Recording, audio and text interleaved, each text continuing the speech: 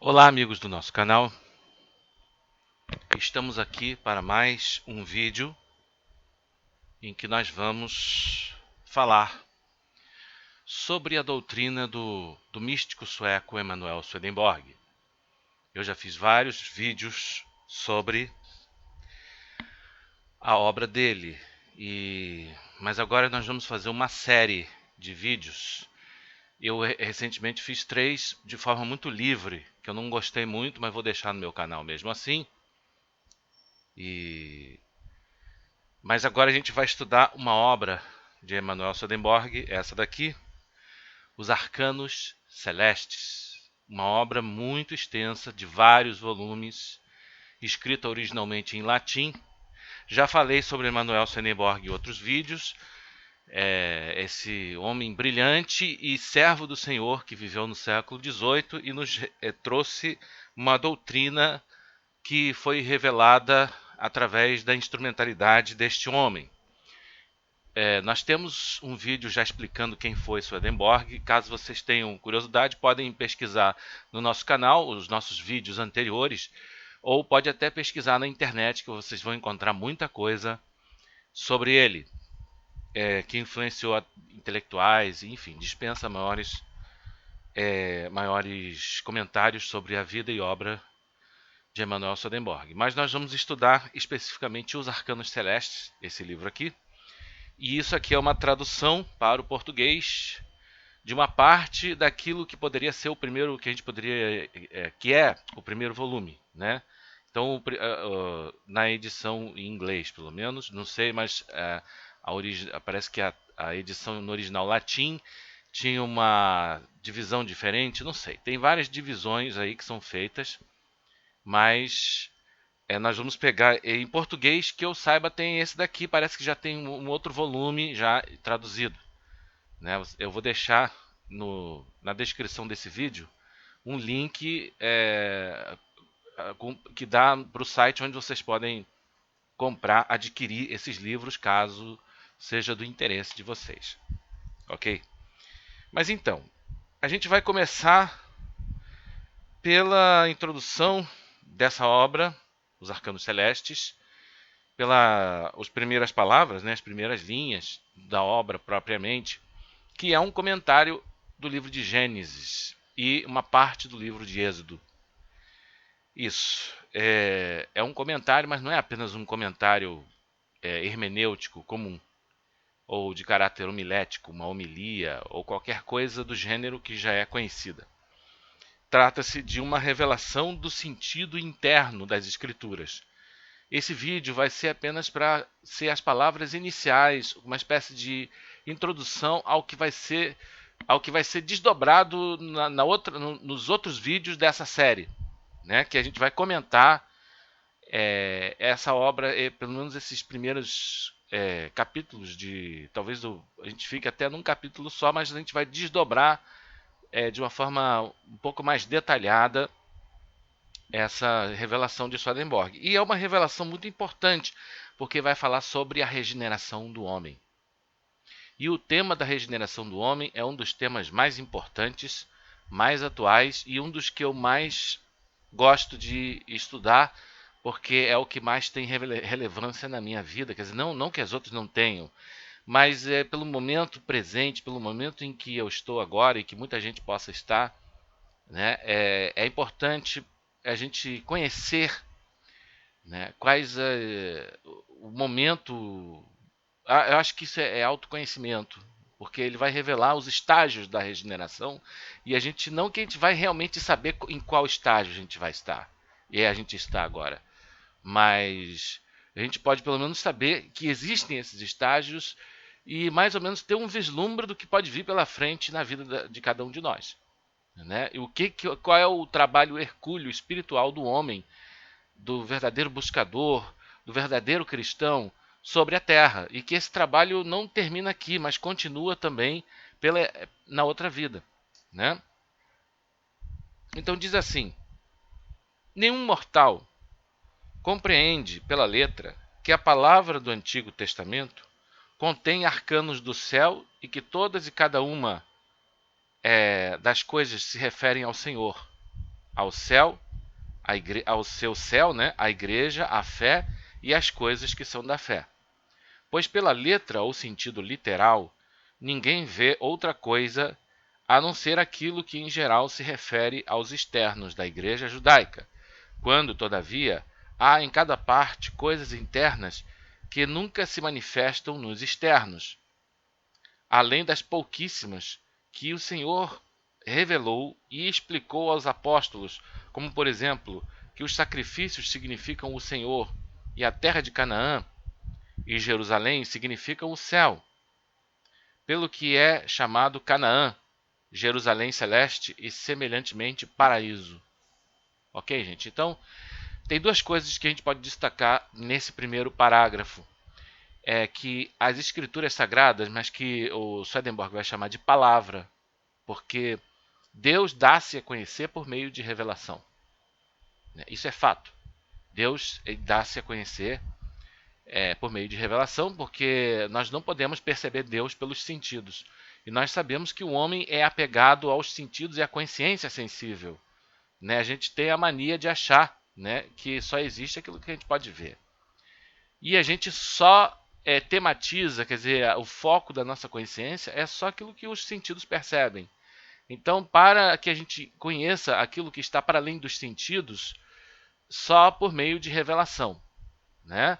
Embora, conquanto nós não possamos acessar essa dimensão por meio da consciência intelectual ou da consciência conceitual ou da forma de conhecimento especulativo, intelectualista, mas o reconhecimento da verdade revelada se dá pela razão. Mas aqui a gente tem que fazer a distinção entre razão e raciocínio. Não é o homem raciocinador que vai reconhecer a verdade espiritual ou a divina verdade. Mas é a razão. A razão não é o raciocínio.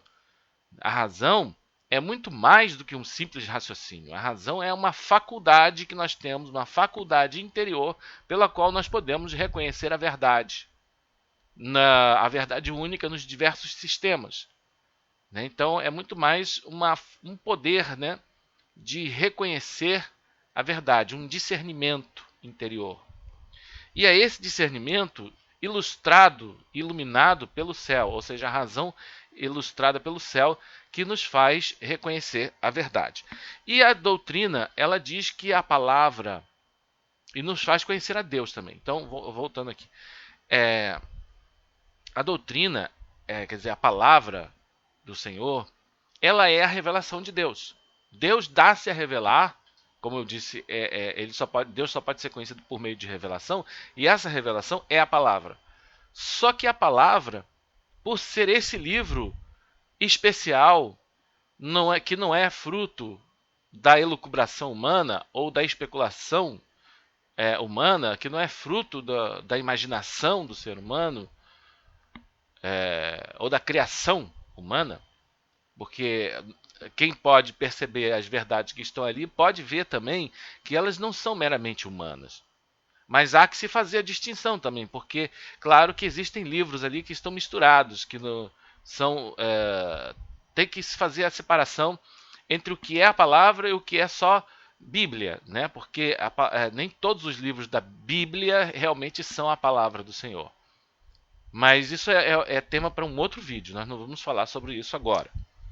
Então o Swedenborg fala que essa palavra, que a gente pode dizer que a palavra está na Bíblia, mas nem tudo na Bíblia é a palavra, mas a palavra está ali nas Sagradas Escrituras, ela é um livro que, justamente por ser uma revelação de uma verdade superior, ela possui níveis e possui sentidos que estão para além do sentido literal ou sentido da letra, que são sentidos mais internos, mais espirituais, que a gente tem o sentido espiritual e o sentido celeste das Escrituras.